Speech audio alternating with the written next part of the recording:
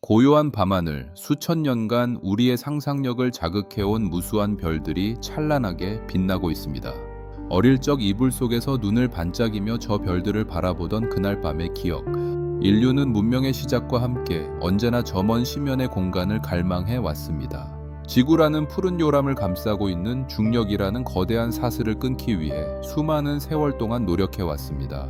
1961년 유리 가가린, 인류 최초로 지구 궤도에 진입하며 지구는 푸른빛이었다 라고 읊조렸습니다. 수백 톤의 연료를 태워 하늘로 솟구치는 로켓, 지극히 거칠고도 위태로운 방식입니다. 거대한 화염과 귀를 찢는 폭발음, 장렬하게 산화되는 연료통들 위에 몸을 맡기는 숙명이었습니다. 스페이스X 팔컨 로켓이 발사될 때마다 수천억 원이 허공으로 불타오르고 있습니다. 지구 저궤도에 단 1km를 올리는 데 드는 비용이 약 360만 원에 달합니다. 폭발음과 화염 없이 우아하고 평온하게 우주로 나갈 수 있는 방법은 없는 것일까요?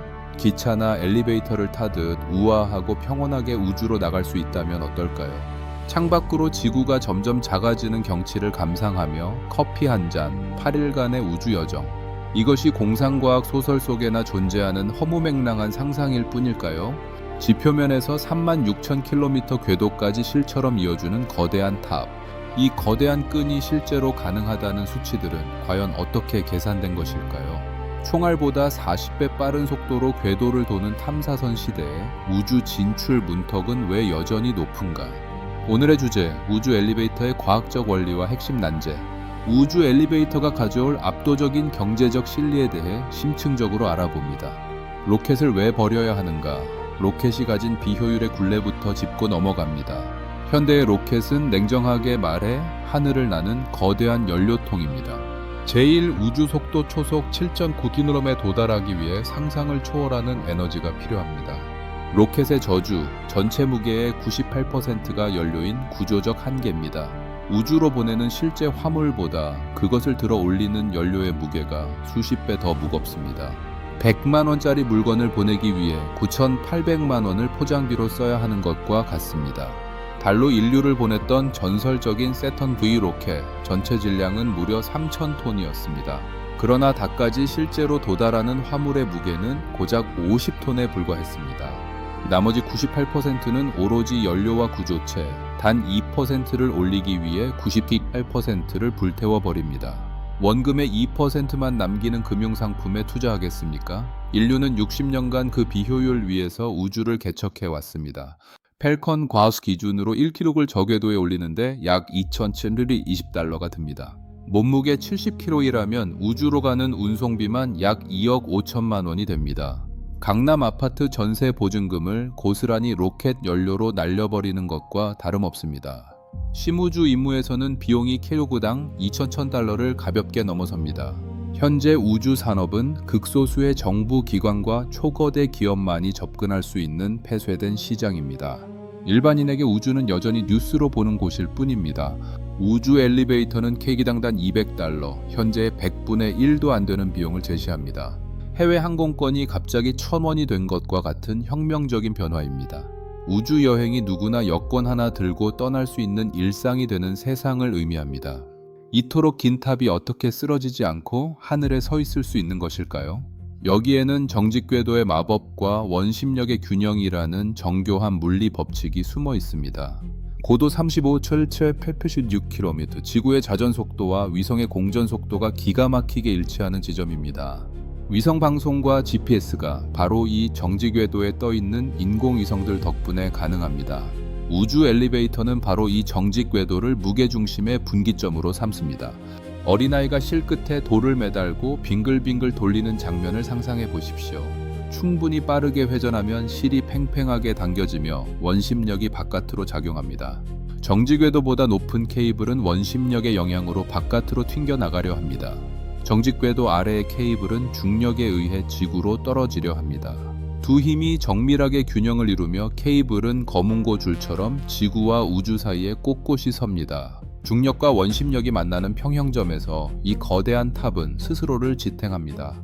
우주 끝단에서 케이블을 잡아당겨주는 장치, 바로 평형추입니다. 약 96,000km 케이블의 끝단에 무려 12,500톤 규모의 거대한 평형추를 달아둡니다. 치위 500톤, 그랜드 피아노 약 4만 대를 한꺼번에 합친 것과 같은 어마어마한 무게입니다. 초고층 빌딩을 통째로 우주 끝에 매달아 놓는다고 상상하시면 조금 더 가깝습니다. 평형추로 지구 근방을 떠도는 소행성을 포획하여 활용하는 방안이 진지하게 논의되고 있습니다. 4대 핵심 구성 요소. 첫째, 지상기지입니다. 적대 고정하는 이유, 원심력이 가장 강하고 지구가 타원체이기 때문입니다. 기상 변화에 대처하기 위해 육지가 아닌 해상 부유식 플랫폼 형태로 구상됩니다. 둘째, 케이블. 지상에서 우주 끝까지 연결되는 시스템의 심장이자 척추입니다. 위로 갈수록 점점 두꺼워지는 테이퍼링 구조로 스스로의 무게를 견딥니다. 셋째, 클라이머. 케이블을 타고 오르내리는 승강기의 본체입니다. 로켓 연료 없이 지상에서 공급받는 레이저 빔이나 전자 기력을 이용해 이동합니다. 에너지 효율이 로켓의 수십 배, 휘발유 자동차와 전기차의 차이처럼 그 간극은 큽니다.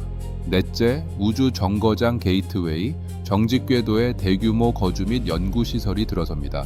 이곳은 지구와 심우주를 잇는 환승역 역할을 하게 됩니다. 지구와 화성을 잇는 우주의 인천공항이 될 것입니다. 핵심 난제, 35,000km를 버텨낼 소재가 아직 존재하지 않습니다.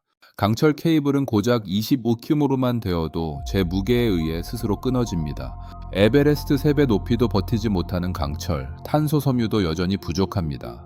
과학자들이 요구하는 인장 강도는 최소 50기파, 현존하는 어떤 소재도 충족하지 못합니다. 1991년 발견된 탄소 나노튜브, 강철보다 100배 강하면서 무게는 훨씬 가벼운 꿈의 소재입니다.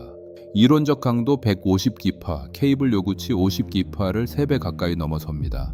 탄소 원자들이 육각형 벌집 구조로 촘촘하게 연결된 원자 단위의 완벽한 건축물입니다. 한국과학기술연구원 연구팀이 순수한 탄소 나노튜브만으로 강철보다 100배 강한 섬유를 뽑아내는 데 성공했습니다. K탄소 섬유는 차세대 항공기와 발사체의 게임 체인저로 평가받고 있습니다. 대한민국이 우주 엘리베이터 시대를 여는 열쇠를 쥐고 있을지도 모릅니다. 현재 지구 궤도에는 1억 3천만 개의 우주 쓰레기 파편이 떠돌고 있습니다. 이 파편들은 초속 7.8km, 총알보다 수십 배 빠른 속도로 날아다닙니다. 케이블을 둥근 줄이 아닌 얇은 리본 형태로 설계해 파편 충격에도 인장력을 유지합니다. 그물망 한 칸이 뚫려도 전체 그물이 유지되는 것과 같은 원리입니다. 코리올리 효과. 지구 자전으로 인해 케이블이 마치 채찍처럼 살짝 휘어지는 현상입니다. 클라이머의 속도와 간격을 정교하게 조절하는 방식으로 이 균형을 유지해야 합니다. 수십 대의 클라이머가 동시에 오가는 상황에서 균형을 맞추는 것은 고도의 기술적 도전입니다. 우주 엘리베이터가 완성된다면 경제적으로 어떤 의미를 가지게 될까요? 2023년 기준 우주산업 글로벌 시장 규모는 약 6천억 달러에 달합니다. 전문가들은 우주 엘리베이터 실현 시 시장이 10조 달러를 넘어설 것으로 전망합니다.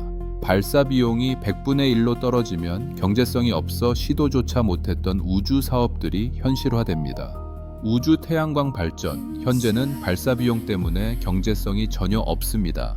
우주 엘리베이터가 등장하면 24시간 365일 청정에너지 생산이 현실화됩니다. 이것은 지구 에너지 산업 전체의 판도를 뒤흔들 혁명입니다. 소행성 광물 채굴, 희토류와 백금족 금속이 지구 전체 매장량을 압도합니다. 리튬 코발트 공급망이 재편되고 희소 광물 자원의 패권이 해체될 수 있습니다. 우주 엘리베이터는 지구와 우주 사이에 사람과 에너지와 물자가 끊임없이 순환하는 혈관입니다. 인류는 법칙을 이기려 하지 않고 그 안에서 가장 우아한 해답을 찾아왔을 뿐입니다. 우주 엘리베이터는 바로 그 우아한 해답의 결정체입니다. 1903년 라이트 형제의 첫 비행, 그로부터 불과 66년 뒤 인류는 달 위를 걸었습니다. 인류는 언제나 불가능을 가능으로 망상을 현실로 바꾸어 왔습니다. 지금 이 순간에도 실험실에서 끊어지지 않는 줄을 꿈꾸는 과학자들이 있습니다. 화성에서 온 친구와 지구의 카페에서 담소를 나누는 그런 날이 정말로 오지 않을까요? 로켓의 굉음이 사라진 고요한 엘리베이터 안에서 파랗게 빛나는 지구의 곡선을 감상하는 그날은 결코 멀지 않았습니다.